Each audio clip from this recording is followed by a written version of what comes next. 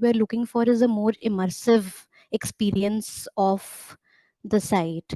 So for that, this time we're also, for the awards program, we're also asking for a report. So in the report, not just documentation, but in the report, what we want you to do is to communicate, more comprehensively what you're trying to achieve through the documentation. So we are expecting just highlight the word limit. We're expecting a 3,000 to 5,000 word report. And to clarify what all one can include in the report, we have mentioned that in the guidelines as well, but just to highlight here that, basically, very basic thing is that the report should have an introduction. And in the introduction, I think everyone should be able to highlight things such as the past and the present use of the site once you have selected the site. Just a brief one line introduction about, why is this, what is this site? Why is this important? What is the history of this site? Typology, is it a water body? Is it a fort? Is it a temple complex? Is it a sacred grove? Or things like that. So you highlight the typology of the site. Ownership, what is the present ownership of the site? What is the present condition of the site? Justification for site selection, and this is where it becomes important. So you basically try to say that why is it important at this point to document the site, is how, because we have been saying that we want to concentrate on vulnerable sites. So if the site is vulnerable, why is this site vulnerable? If this site's intangible heritage is vulnerable but its built heritage is protected, how is it vulnerable? Right, and why is it important to document this at this point of time? If some work has already been done on the site, what has the previous work covered, and what is your work going to cover? How is it different? How is your work important? Right, all these things very briefly in the introduction, and later in the report you elaborate on all these aspects as well. And then there's methodology, like how are you going to document this site? So whenever we teach, when we teach research here, we basically try that the students would answer three questions in the beginning, that is what, why, and how. So what is it that you're trying to document? Why is this significant? Why do you want to document this? Right, and how are you going to do that? So basically your introduction should briefly cover these three aspects in the beginning, and then you go on to elaborate on these aspects. Following the introduction, there should be some information about the context. So just to put it in perspective, like yesterday when Rohan Shiv Kumar was talking about documenting Lucknow, or documenting some of the monuments of Lucknow, modern day monuments, what he was saying, that what we tried to establish is that all this is in the context of evolution of modern architecture in Lucknow. So that kind of context. Or when in the last session Nirupa was talking about swamps of Western India, she said that these swamps are also significant because these were created at the very moment when the Indian subcontinent was formed from the larger Gondwana land. So you put all these things into context. And for context, you might also have to read a lot of other works. So your site is unique. There is no doubt you'll be selecting a unique site which is vulnerable, but some work I'm sure has already been done on the site. So you study those works and you bring in what those works have done so far, what has been documented, what analysis, what interpretation has already been done, and all this you try to bring it in the context part of your report. And that would also need citations, and we would go over citations in a bit. That would also need you to give credit to these authors who have already done all these works, and how can you give this credit is through citation. So your context part of your report should cover these aspects. Then there is also history and evolution. So you basically trace the history and evolution of the site from, whenever the site was created, if it's a medieval document, if it's a medieval monument, if it's a medieval site, or if it's a natural site, you basically trace how this site has basically evolved over time. And that would again need you to read some other works that have been done on the evolution of the site, and then you bring in those works and cite those works, right?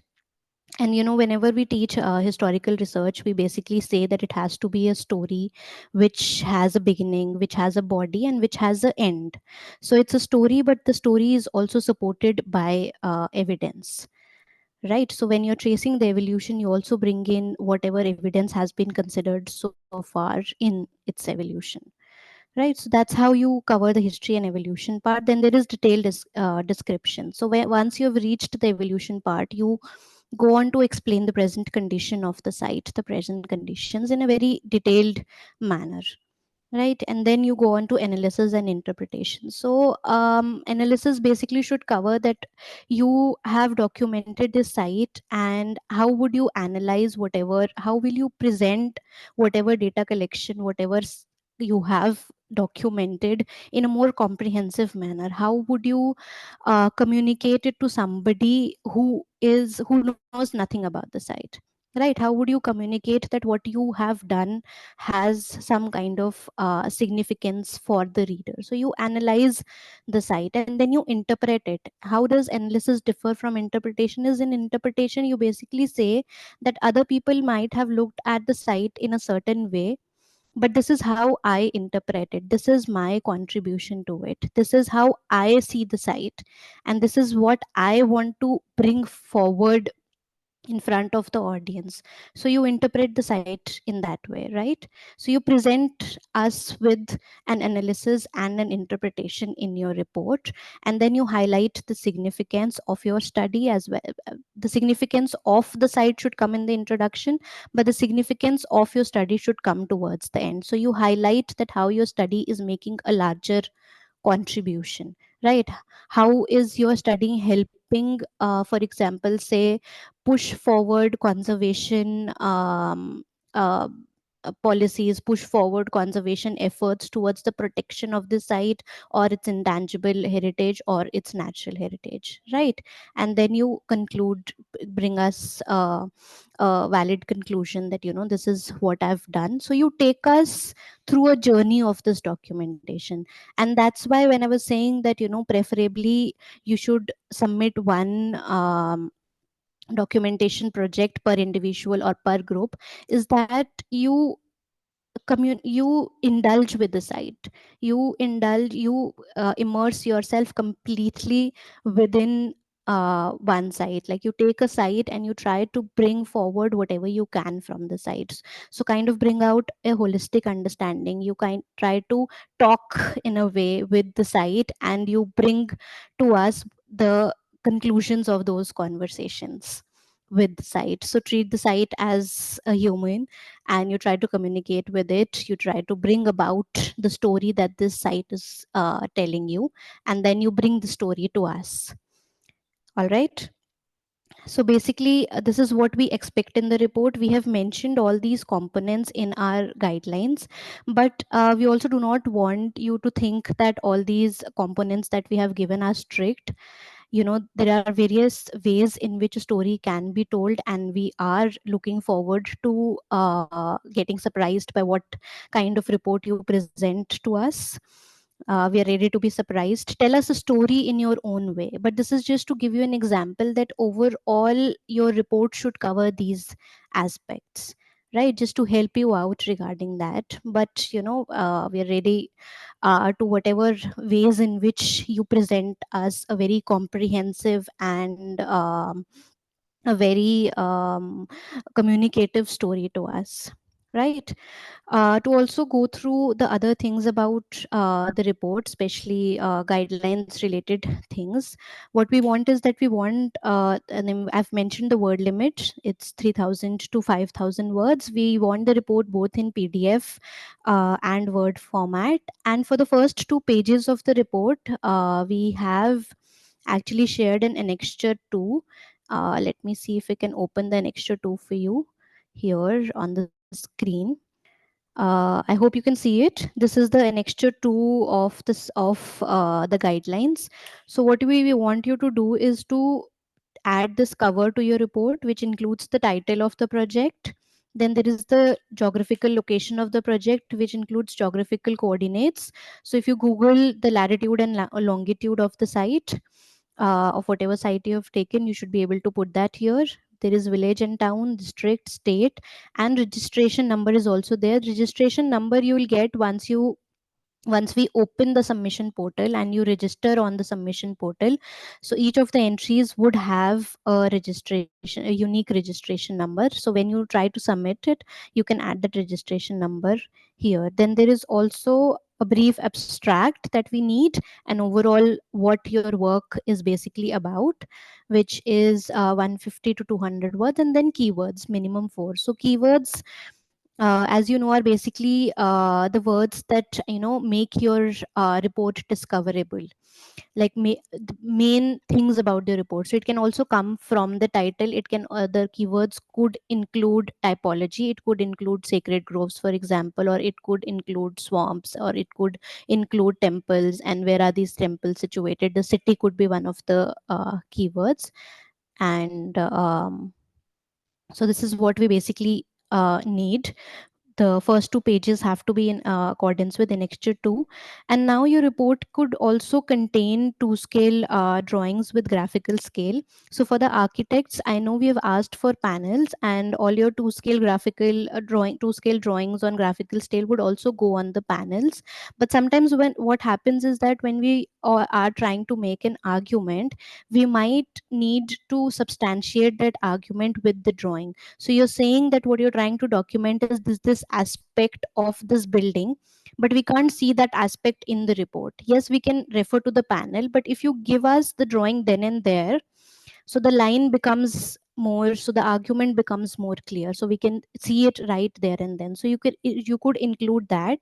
There could be sketches, there could be pictographs, there could be diagrams, there could be photographs, there could be graphs, anything. So the basic thing is that even if you have not included all these things on the panels, but you think that or your panels are only about sketches, or your panels are only about drawings, or in fact even in the videos. So if you're submitting a video and your video covers a lot of things, but there is a specific thing that you want to highlight, so you add a picture substantiating that line from the video, right? So when we read your report, it becomes more clear to us what are the kind of documentation or what are the kind of arguments through your documentation that you are trying to make. I hope this is clear. For example, let's just say that if you're concentrating on the motifs of a certain monument, so there are floral motifs, for example. Let's take the very basic example of floral motifs. Now you have made a video regarding the complex, regarding the monument complex, and you have concentrated on a lot of motifs. But in your report, you want to say that this specific, say, lotus motif is used, has been used historically for this, and this author has concentrated on this. And this floral motif, however, in this monument signifies this. So we cannot see the floor. We can refer to the video, but we cannot see it then and there. So what you do is you add a picture of the floral motif then and there, a zoomed picture, so that it substantiates your argument. I hope this makes the pictures and the drawings and the things clear. For example, if you're concentrating on a natural habitat and you say that this bird is specifically migrated to this place, and all those things, so you attach either a sketch, like yesterday we were talking about sketches, either a sketch of a bird or a photo of the bird, which helps us make more sense of your report in a very coherent manner. So your story becomes really well communicated, right? And then I've already mentioned that the report must include in-text citations, and it should also end with a list of references. Let me once again share. So what are in-text references? So I hope you can see when I highlight it. So in-text references are basically when you're using somebody else's work to make your own arguments, or you're saying that this person has worked on this in a certain manner. You're using their work, so you give credits to them in the text as well as in the final reference list. So here you include the name of the author is already in the line. If the name of the author is not in the line, you include it in the reference. But if it's already in the line, so only the year of publication and page number has been used, and then you go on and write about whatever the author has said.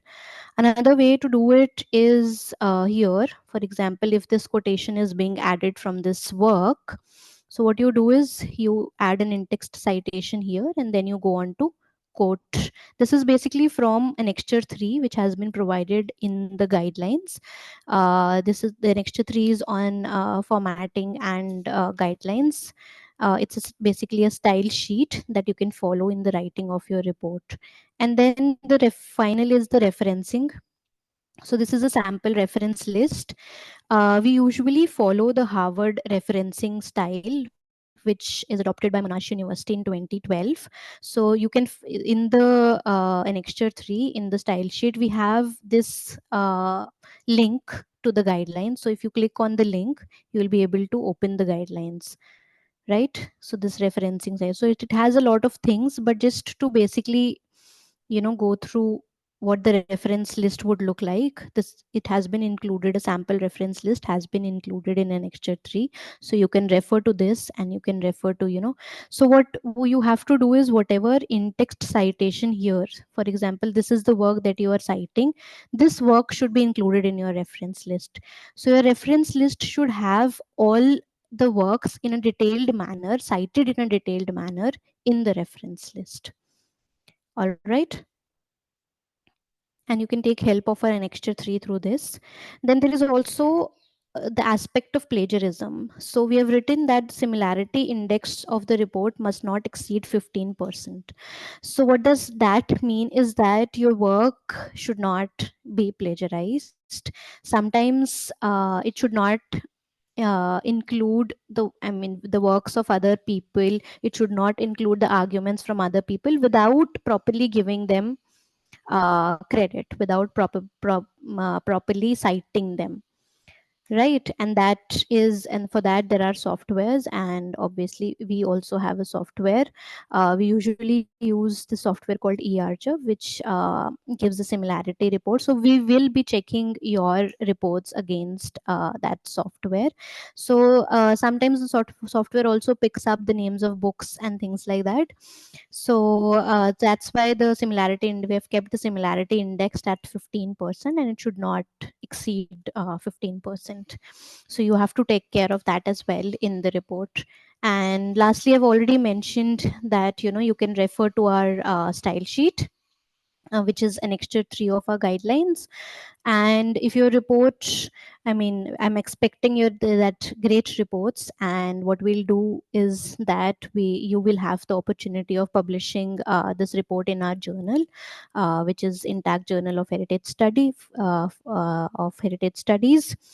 So yes, there will be opportunity to publish that as well. Of course, all your documented projects will be published in a digital format this time on our website, and we are working on that. But also the report in itself would then become a sort of documentation, a sort of research, which can then be published as a paper. All right.